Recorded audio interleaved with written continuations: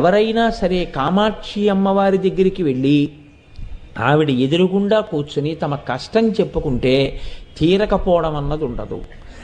ఎవరికి ఏ కోరికైనా సరే ఆమె తీర్చగలదు. ఎందుకు తీర్చగలదు అంటే ఆవిడ పేరే కామాక్షి.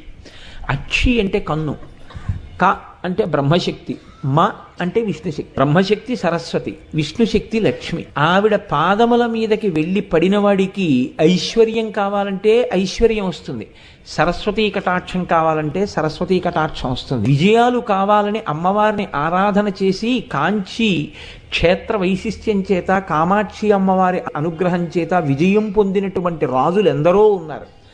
అమ్మవారి అనుగ్రహంతో సంతానం పొంది అమ్మవారి అనుగ్రహంతో అపారమైనటువంటి సరస్వతీ కటాక్షాన్ని పొందినటువంటి మహాకవులు ఉన్నారు. కాబట్టి అమ్మవారి అనుగ్రహంతో పొందనటువంటిది లేదు.